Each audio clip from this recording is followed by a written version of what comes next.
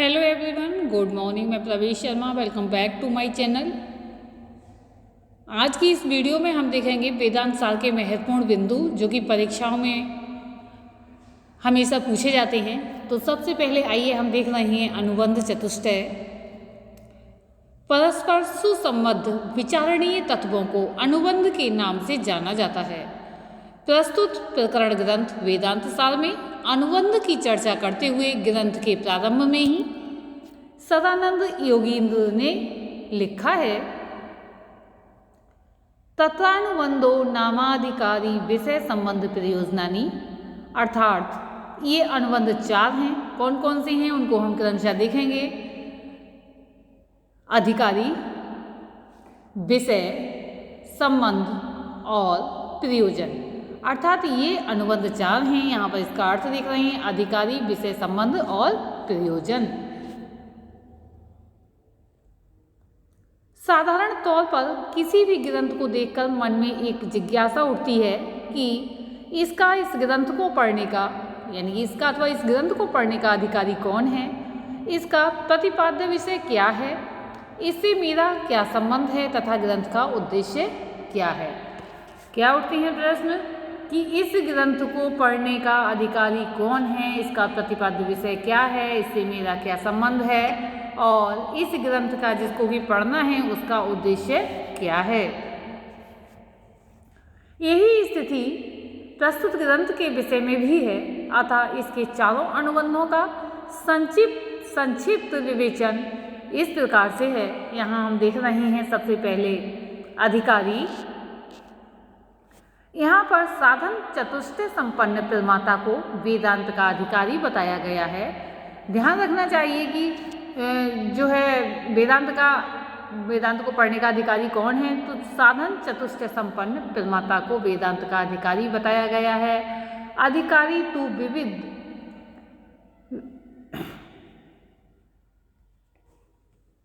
तो यहाँ पर हम देख रहे हैं अधिकारी तो विधिवद रूप, यहाँ पर ये मिसप्रिंट है, विधिवदधीत वेद वेदांगत्वेनापाततो हो अधिगत अखिल वेदार्थो अस्मिन् जन्मनि जन्मांतरे वा काम्य निषिद्ध वर्जन पुरस्सरः नित्य नैमित्तिक प्रायश्चित उपासनानुष्ठानेन निर्गतेन अखिल कल्पमसतया नितांत निर्मल स्वांतः साधन चतुष्टय संपन्न प्रमाता। ये इस विषय में कहा गया है। अब इसी के साथ हम देखेंगे विषय। यहाँ पर विषय के बारे में बताया गया है कि जीव तथा ब्रह्म की एकता ही प्रस्तुत वेदांत ग्रंथ का प्रतिपाद्य विषय है। तो इसका विषय क्या है, तो जीव तथा ब्रह्म की एकता ही प्रस्तुत वेदांत ग्रंथ का प्रतिपाद्य विषय है। विषयो जीव ब्रह्मैक्यम शुद्ध चैतन्यम प्रमेयम तत्रैव वेदांतानाम तात्पर्यात्। अब इसी के साथ हम देखेंगे संबंध। यहाँ पर बोध्य बोधक भाव संबंध समझना चाहिए। संबंधस्तु तदेक प्रमेयस्य तत्प्रतिपादकोपनिषत् प्रमाणस्य च बोध्य बोधको भावः। इसी के साथ अब हम देखेंगे प्रयोजन। तो प्रयोजन के विषय में कहा गया है, जीव तथा ब्रह्म के ऐक्य विषयक अज्ञान की निवृत्ति यानी कि अज्ञान को हटाना तथा स्वरूपावगति ही इस ग्रंथ का प्रयोजन है। प्रयोजनम तु तदैक्य प्रमेयगता ज्ञान निवृत्ति अज्ञान निवृत्ति ही स्वरूपानंदावापतिष्य तरति शोकमात्वमित इत्यादि श्रुति ब्रह्मविद ब्रह्मेव भवति। अज्ञान को अविद्या अथवा माया के रूप में जाना जाता है। अज्ञान को किसके, अविद्या जो कि विद्या नहीं है अथवा माया के रूप में जाना जाता है। इसी को आचार्य शंकर ने अध्यास भी कहा है। तो अज्ञान को क्या क्या कहा गया है, इस तरह का प्रश्न आ जाता है। अज्ञान को अध्यास भी कहा जाता है, यानी कि अज्ञान को अविद्या माया के रूप में जाना जाता है। इसी को आचार्य शंकर क्या कहते हैं, इसको अध्यास कहते हैं। यह ना तो सत है और ना असत, बल्कि सत और असत दोनों के बीच एक अनिर्वचनीय कड़ी है। अज्ञानम तु सदसदभ्यास निर्वर्चनीयम त्रिगुणात्मकम ज्ञान विरोधी भाव रूपम यत् किंचित ही वदंत्यम यज्ञ इत्ययानुभवात्। शायद इसी भाव को ध्यान में रखते हुए वेदांत सिद्धांत मुक्तावलिका ने लिखा है, अज्ञानम ज्ञातुम इच्छेत यो मानेनात्यंत मूढ़धि सातु नूनम तमः पश्येद दीपेनो तम तेजसः। यह अज्ञान एक होने पर भी समष्टि तथा व्यष्टि भेद से दो प्रकार का होता है। क्या बताया गया है यहाँ पर? ये जो अज्ञान है, अज्ञान एक होने पर भी समष्टि तथा व्यष्टि भेद से दो प्रकार का बताया गया है, या होता है, दो प्रकार का होता है। समष्टि अभिप्राय से इसे एक तथा व्यष्टि अभिप्राय से अनेक माना जाता है। क्या होता है? समष्टि अभिप्राय से एक और व्यष्टि अभिप्राय से यहाँ पर अनेक, दो से अधिक यानी कि अनेक माना जाता है। जैसे समष्टि भाव से अनेक वृक्षों के समूहों को एक वन तथा जल समूह जलाशय कह दिया जाता है। क्या बताया गया है कि जिस प्रकार से जैसे अनेक वृक्ष हैं उनको वन कह दिया जाता है, और जल समूह है जैसे कि नदी, कूप, तालाब, जल समूह है, जलाशय कह दिया जाता है किसी के लिए भी। परंतु व्यक्तिगत दृष्टिकोण से देखने पर यह आम का पेड़ है, महुआ का पेड़ है, पीपल का पेड़ है, नीम का पेड़ है, शीशम का पेड़ है, और भी बहुत सारे पेड़ कहे जा सकते हैं, बरगद का पेड़ है इत्यादि भिन्न भिन्न वृक्ष तथा बावली, जलाशय के संबंध में कह सकते हैं बावली, कूप, तालाब, घट इत्यादि जल का बोध होता है। इसी प्रकार अंतःकरण रूप उपाधि के भेद से भिन्न भिन्न प्रतीत हुए प्रत्येक जीव के भिन्न भिन्न अज्ञानों के लिए समष्टि प्राण एक ही अज्ञान का प्रयोग होता है। क्या बताया गया है कि समष्टि अभिप्राय से एक तथा व्यष्टि अभिप्राय से अनेक माना जाता है। समष्टि मान लिया, समष्टि यानी कि वन है, जलाशय है, और व्यष्टि से मान लिया अनेक, अलग अलग कर दिया कि ये शीशम का पेड़ है, ये आम का पेड़ है, या फिर ये कुआं है, ये तालाब है, इस प्रकार से ये घट है, इस प्रकार से जो है अलग अलग उनको कर दिया जाता है। इसी प्रकार अंतःकरण रूप उपाधि के भेद से भिन्न भिन्न प्रतीत हुए प्रत्येक जीव के भिन्न भिन्न अज्ञानों के लिए समष्टि अभिप्रायण एक ही अज्ञान का प्रयोग होता है। अज्ञान को एक व्यक्ति को व्याप्त करने के कारण व्यष्टि अज्ञान तथा पूरे समूह को व्याप्त करने के कारण समष्टि अज्ञान कहा गया है। इदम ज्ञानम समष्टि व्यष्ट्याभिप्रायणे कमनेकमिति ही च व्यवहीयते तथा ही यथा वृक्षाणां समष्टि अभिप्रायेण वनमित्यत्वः व्यपदेशो यथा वा जलानां समष्टि अभिप्रायेण जलाशय इति तथा नानात्वेन प्रतिभा समानानां जीवगतः ज्ञानानां समष्टि अभिप्रायेण तदेकत्वव्यपदेशो अयमेकाम इत्यादि श्रुते। इस अनिर्वचनीय अज्ञान तत्व की दो शक्तियाँ बताई गई हैं। कौन कौन सी शक्तियाँ बताई गई हैं? एक आवरण शक्ति और विक्षेप शक्ति। इस अनिर्वचनीय अज्ञान तत्व की दो शक्तियाँ बताई गई हैं, जिसमें पहला है आवरण शक्ति और दूसरा है ये विक्षेप शक्ति। इसमें आवरण शक्ति अज्ञान की वह शक्ति है जो सूर्य को बादल की भांति प्रमाता की दृष्टि को आच्छादित कर आत्मा के सच्चिदानंद स्वरूप को ढक देती है। क्या बताया गया है कि इसमें आवरण शक्ति अज्ञान की वह शक्ति है जो कि सूर्य को बादल की भांति प्रमाता की दृष्टि को आच्छादित कर आत्मा के सच्चिदानंद स्वरूप को ढक देती है, तथा घन छन्न दृष्टि, घन छन्न मर्क तथा या कहीं यथा मन्यते निष्प्रभम चाति मूढ़ा तथा वधधवा भाति यो मूढ़ दृष्टि सा नित्योपलब्धि स्वरूपो आत्मात्मः। अज्ञान की दूसरी विक्षेप शक्ति मिथ्या पदार्थों को उत्पन्न करने वाली है, यानी कि झूठे पदार्थों को उत्पन्न करने वाली है। अर्थात अज्ञान की प्रथम आवरण शक्ति द्वारा आवृत किए गए पदार्थ पर जिस दूसरी शक्ति के द्वारा ब्रह्म से लेकर समस्त चराचर जो चराचर जीव पर्यंत जगत की सृष्टि की जाती है, उस अद्वितीय शक्ति को विक्षेप शक्ति के नाम से जाना जाता है। उदाहरण के लिए प्रथमतः आवरण शक्ति ने अंधकार में पड़ी हुई किसी रस्सी के वास्तविक स्वरूप को ढक दिया, तब तक दूसरी विक्षेप शक्ति ने उस रस्सी में सर्प की भावना का आरोप कर दिया। जैसे अंधकार के वातावरण में कोई रस्सी पड़ी हुई है, अब उसके वास्तविक स्वरूप को ढक दिया जाए और दूसरी विक्षेप शक्ति ने उस रस्सी में सर्प की भावना उत्पन्न कर दी हो और वो जो देखने वाला व्यक्ति है वह उसे सांप समझ ले, यही अज्ञान है। अब हम इसी के साथ देखेंगे अध्यारोप।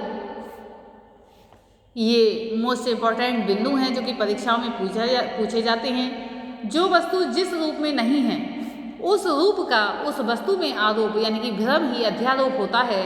अर्थात जो सर्प नहीं है, ऐसी किसी रस्सी में सर्प का आरोप करना, यथार्थ में अयथार्थ का आरोप करना भ्रम ही अध्यारोप के नाम से जाना जाता है। असर्पभूताया रज्जु सर्पावरोपवत् वस्तु अन्यहारोपो अध्यारोपः। ठीक इसी प्रकार भ्रम और जगत संबंधी अध्यारोप में चित्त आनंद अद्वितीय भ्रम ही है, वस्तु है, और अज्ञान से उत्पन्न संपूर्ण जड़ पदार्थ ही अवस्तु है, अयथार्थ या मिथ्या हैं। अतः इस यथार्थ ब्रह्म में इन अयथार्थ जड़ पदार्थों का आरोप ही अध्यारोप है। वस्तु सच्चिदानंदानंद तद्वयम् ब्रह्म अज्ञान आदि सकल जड़ समूह वस्तु। उपयुक्त तथ्यों से, जो अभी बताए गए तथ्य, उपयुक्त तथ्यों से स्पष्ट है कि केवल सच्चिदानंद ब्रह्म ही सत वस्तु है। क्या बताया गया है कि जो सच्चिदानंद ब्रह्म है वही सत वस्तु है, परंतु इसका तात्पर्य ये कदापि नहीं है कि ब्रह्म से इतर अज्ञान असत है। ये इसका तात्पर्य नहीं है। यदि ऐसा होता तो आकाश कुसुम अथवा शस्त्रंगवत उसकी प्रतीति नहीं होनी चाहिए, जबकि होती है। वह इस प्रतीयमान जड़ जगत का कारण है। इसका मतलब अज्ञान को सत होना चाहिए। अज्ञान को कैसा होना चाहिए? सत होना चाहिए।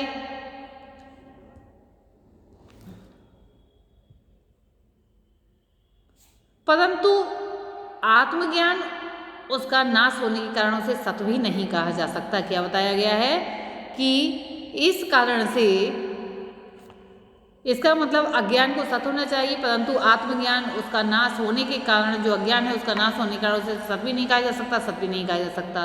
अतः अज्ञान ना तो सत है और ना असत ही, अपितु वह अनिर्वचनीय है। अज्ञानम तु सदभ्याम अनिर्वचनीयम तरुणात्मकम ज्ञान विरोधी भाव रूपम यद किंचित ही वदंत्यम इत्यानुभवात् देवात्मशक्तिम स्वगुणे निगूढ़ान इत्यादि सुतरेश। क्या बताया गया है? अज्ञानम तु असद अभ्याम अनिर्वचनीयम तरुणात्मकम ज्ञान विरोधी भाव रूपम यद किंचित ही वदंत्यम इत्यानुभवात् देवात्मशक्तिम स्वगुणे निगूढ़ान इत्यादि सुतरेश। अब इसी के साथ देखेंगे मोस्ट इम्पॉर्टेंट बिंदु ये भी है, लिंग शरीरोत्पत्ति। लिंग शरीर का ही दूसरा नाम सूक्ष्म शरीर है। ये 17 अवयवों के संयोग से उत्पन्न होता है। इसके द्वारा प्रत्यगात्मा अर्थात जीवात्मा के अस्तित्व का बोध होता है, उन्हें ही लिंग कहते हैं। क्या बताया गया? लिंग शरीर का दूसरा नाम ही सूक्ष्म शरीर है।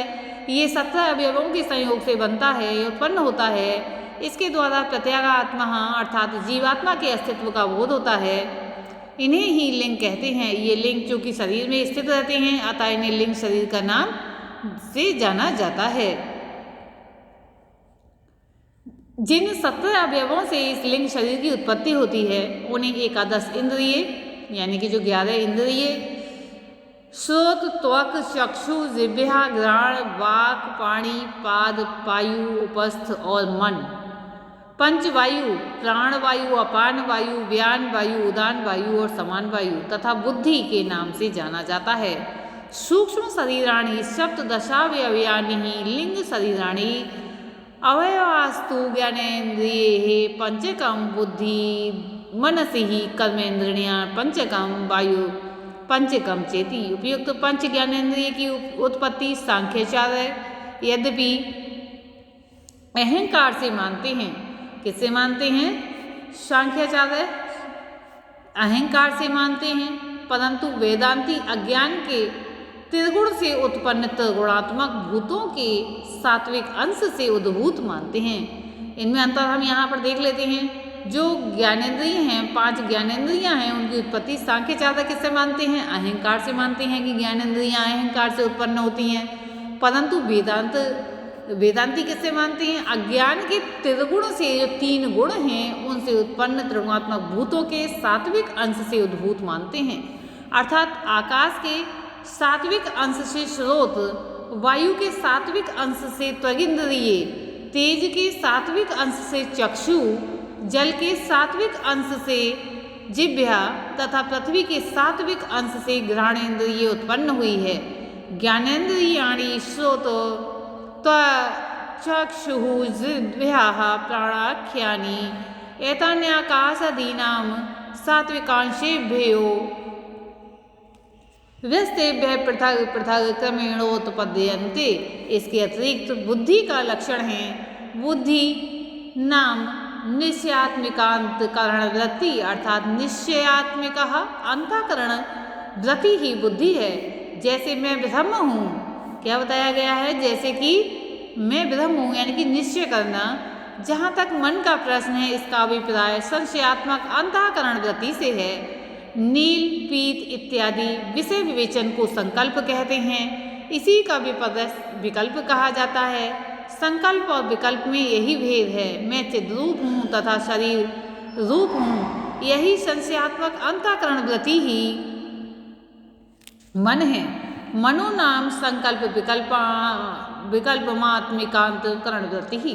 कर्मेंद्रियों की उत्पत्ति के विषय में वेदांतियों का कहना है कि आकाश आदि भूतों, जो आकाश आदि भूत हैं, भूतों के रजोगुण के प्राबल्य में से कर्मेंद्रियां उत्पन्न होती हैं। अर्थात आकाश के रजोगुण से वाक, वायु से पाणी, अग्नि से पाद, जल से पायु तथा पृथ्वी के रजोगुण से उपस्थेंद्रिय जो है उत्पत्ति इनकी होती है। क्या बताया गया है? कि आकाशादि भूतों के रजोगुण के प्राबल्य से कर्मेंद्रियों की उत्पत्ति होती है। अर्थात आकाश के रजोगुण से क्या? वाक यानी कि बाड़ी, वायु से पाड़ी यानी कि हाथ, अग्नि से पाद यानी कि पैर, जल से वायु तथा पृथ्वी के रजोगुण से उपस्थेंद्रिय की उत्पत्ति होती है।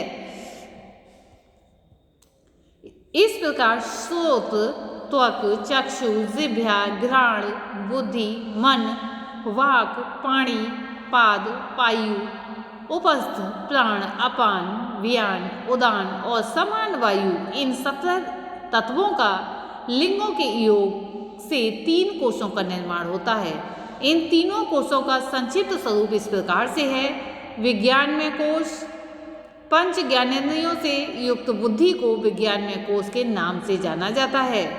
क्या बताया है? पंच ज्ञानेंद्रियों से युक्त बुद्धि को विज्ञानमय कोश के नाम से जाना जाता है। ज्ञानेंद्रियां, यहाँ ध्यान रखना है, पंच ज्ञानेंद्रियों से युक्त बुद्धि को विज्ञानमय कोश के नाम से जाना जाता है। मनोमय कोश, पंच ज्ञानेंद्रियों व मन का सम्मिलित रूप ही जो है मनोमय कोश कहा जाता है। क्या बताया गया था अभी? बुद्धि से युक्त पंच ज्ञानेंद्रिय विज्ञानमय कोश हैं और मनोमय कोश में मन से और ज्ञानेंद्रियों से युक्त होने पर जो है मनोमय कोश कहा जाता है। प्राणमय कोश पंच कर्मेंद्रियों, अब देखिए प्राणमय कोश आ गया, पंच कर्मेंद्रियों तथा पंच प्राणों का सम्मिलित रूप जो है प्राणमय कोश कहा जाता है। इन्हीं तीनों कोशों यानी कि विज्ञानमय कोश, मनोमय कोश और प्राणमय कोश को ही सूक्ष्म शरीर या लिंग शरीर के नाम से जाना जाता है।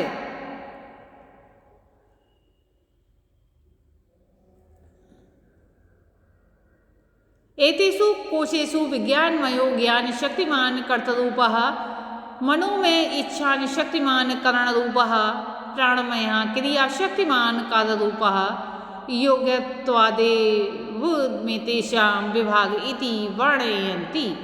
एतत् कोशत्रयं मिलितं सूक्ष्मशरीरं इति उच्यते। अब इसी के साथ देखेंगे हम पंचीकरण।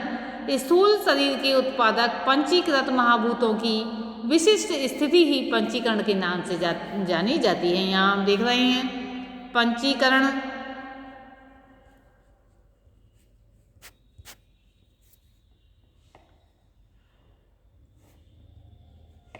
तो स्थूल शरीर के उत्पादक पंचीकृत महाभूतों की विशिष्ट स्थिति ही पंचीकरण के नाम से जानी जाती है।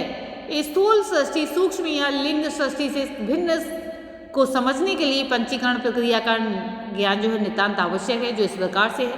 सर्वप्रथम पंच महाभूत कौन से? आकाश, वायु, तेज, जल और पृथ्वी में से प्रत्येक को दो दो भागों में विभक्त कर लेते हैं। इस प्रकार पंच यानी कि जो पांचों महाभूत 10 भागों में विभक्त हो जाते हैं। अब 5 महाभूतों के जो प्रत्येक जो 2 भागों में विभक्त हैं, एक एक भाग को 4-4 भागों में विभक्त कर लेते हैं। इस प्रकार प्रत्येक महाभूत 5 टुकड़ों में विभक्त हो जाता है। एक भाग आधा 1/2 भाग है तथा शेष 4 भाग अष्टमांश 1/8 के टुकड़े हैं। ऐसी स्थिति में प्रत्येक महाभूत के चारों अष्टमांशों को अन्य चारों महाभूतों के आधे आधे भागों में यानी कि 1/2 टुकड़ों में मिला देते हैं। अर्थात आकाश के 4 अष्टमांशों में से एक अष्टमांश वायु के अर्धांश में, एक तेज के अर्धांश में, एक जल के अर्धांश में तथा एक पृथ्वी के अर्धांश में मिला देते हैं। इस प्रकार सभी महाभूतों के अष्टमांशों को सभी के अर्धांशों में मिला देते हैं। तब हम देखते हैं कि प्रत्येक महाभूत के पास अपना तो अर्धांश 1/2 भाग ही है। इसके अतिरिक्त इसका अन्य चारों भागों के भी 4 अष्टमांश यानी कि उसमें मिल जाते हैं तो पूर्ण हो ही गया। साथ ही साथ प्रत्येक महाभूत पंच महाभूतों का समन्वित रूप हो गया। ऐसी स्थिति में प्रधान ने इन व्यपदेशावंती के आधार पर जिस अंश की अधिकता है उसमें उस गुण की प्रधानता समझनी चाहिए। इसी को पंचीकरण के नाम से जाना जाता है। स्थूल भूतानि तो पंचीकृतानि पंचीकरणम तम आकाशादि पंच स्वय के गहम द्विविधा समम विभज्य तेषु 10 भागेषु प्रथमिकान पंचभागान प्रत्येकम चतुर्था समम विभज्य तेषां चतुर्णा भागानां स्व द्वितीयार्ध भाग परित्यागेन भागांतरेषु संयोजनम तदुक्तम द्विविधा विधाय चैकेकम चतुर्धा प्रथमं पुनः स्व इसखेतः द्वितीयानां संयोजनः पंचतेति। पंचीकरण के पश्चात प्रत्येक महाभूत अपने पूर्ववर्ती महाभूतों के गुणों को ग्रहण कर लेता है। अर्थात आकाश में शब्द, वायु में शब्द और स्पर्श, अग्नि में स्पर्श तथा रूप, जल में शब्द स्पर्श रूप तथा रस, पृथ्वी में शब्द स्पर्श रूप रस और गंध का गुण पाया जाता है। तदानीम आकाशे शब्दों अभिव्यज्यते वायु शब्द स्पर्शाग्नि शब्द स्पर्श रूपाण्य अप्सु शब्दस्य स्वरूपशः पृथिव्यां शब्द स्पर्श रूप रसहम गंधाक्ष। अगर लिखित सारणी आरेख पंचीकरण की वृत्त प्रक्रिया को भली भांति समझा जा सकता है। अगर हम इसको जो है फलों का नाम ले लें तो और ज़्यादा कॉन्सेप्ट इसका क्लियर हो जाएगा। यहाँ पर हम देख रहे हैं, मान लो हमने 5 फल ले लिए हैं, आकाश, वायु, तेज, जल, पृथ्वी, तो इनकी जगह हम किसी फल को भी रख सकते हैं जिससे कि हमें ये समझ में बहुत अच्छी तरह आ जाए। जैसे कि यहाँ पर आम, केला, सेब या कोई भी दूसरे फल लिए जा सकते हैं, उनका आधा आधा भाग किया और जो आधा शेष भाग बचा उसको जो है 4 भागों में विभक्त कर लिया। इस प्रकार से हमारा जो भाग है पूरा हो गया, क्योंकि हमने सभी में से एक अंश ले लिया है। तो यहाँ पर जो हम एक सारणी देख रहे हैं, हम किसी फल वगैरह के रूप में भी लेकर अच्छी तरह से समझ सकते हैं। अब देखेंगे इसी के साथ विवर्त। किसी यथार्थ वस्तु की भ्रम के कारण यथार्थ रूप में प्रतीति तथा पुनः उसके यथार्थ स्वरूप का ज्ञान हो जाना अपवाद कहा जाता है या कहलाता है। अर्थात अज्ञान आदि प्रपंच की मिथ्या प्रतीति और पुनः भ्रम के निराकरण के उपरांत सत्यभूत ब्रह्म की स्थिति अपवाद है।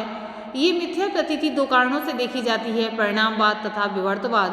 इसमें परिणामवाद वह स्थिति है जो कोई वस्तु अपने वास्तविक स्वरूप का परित्याग कर अन्य रूप को ग्रहण कर लेती है। यही विकार भाव है। जैसे दूध का दही रूप में परिणत हो जाना, परिवर्तित हो जाना, सततो अन्यथा प्रथा विकार इत्युदीरित्य।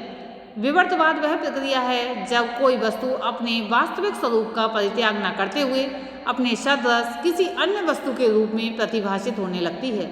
जैसे रस्सी अपने यथार्थ रूप का परित्याग न करते हुए भी सर्व यथार्थ रूप की मिथ्या प्रतीति करवाने लगती है, जबकि रस्सी है, सांप नहीं है, लेकिन उसे लोग सांप समझने लगते हैं, प्रतिभाषित होती है। यही विवर्तवाद है। अतत्वतो अन्यथा प्रथा विवर्त इत्युदीरितः। इस प्रकार ये सुस्पष्ट हो जाता है कि सांसारिक प्रपंच सतचित आनंद ब्रह्म का परिणाम नहीं, अपितु ब्रह्म का विवर्त है, क्योंकि ब्रह्म रूप सत्य वस्तु में प्रपंच की प्रतीति मिथ्या है। यदि सांसारिक प्रपंच को ब्रह्म का परिणाम कहा जाएगा तो ब्रह्म में भी सांसारिक अनित्य आदि भाव आ जाएंगे। प्रायः देखा जाता है कि अपने कारणों में इस संपूर्ण प्रपंचों के लीन होने का जो है ज्ञान हो जाने पर उक्त मिथ्या प्रतीति नष्ट हो जाती है। अंत में केवल एक ब्रह्म ही शेष बचता है, यही अपवाद है। अब हम देखेंगे मुख्य बिंदु जीवन मुक्ति। ये भी मोस्ट इम्पॉर्टेंट है, जो कि परीक्षाओं में पूछा जाता है।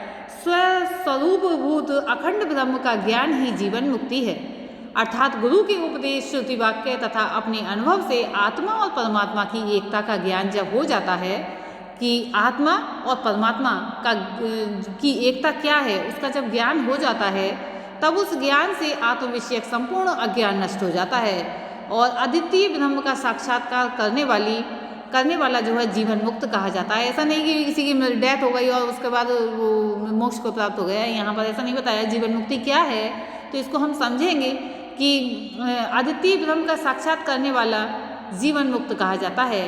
यह स्थिति तब आती है जब अज्ञान और उसके कार्य रूप स्थूल सूक्ष्म दोनों प्रपंच यानी कि संचित कर्म ज्ञानोत्पत्ति के पूर्ण अनारब्ध फल वाले कर्म संशय देह से अतिरिक्त ब्रह्म स्वरूप आत्मा है या नहीं, अथवा ब्रह्म ज्ञान से मोक्ष की प्राप्ति होगी या नहीं, ऐसी विचिकित्सा तथा विपर्य आदि पूर्णतया नष्ट हो जाते हैं। ऐसी स्थिति में साधक उस ब्रह्म को और अपने वास्तविक स्वरूप को जानकर उस ब्रह्म से जो है तदात्म्य स्थापित कर लेता है, ब्रह्म का साक्षात्कार करता है।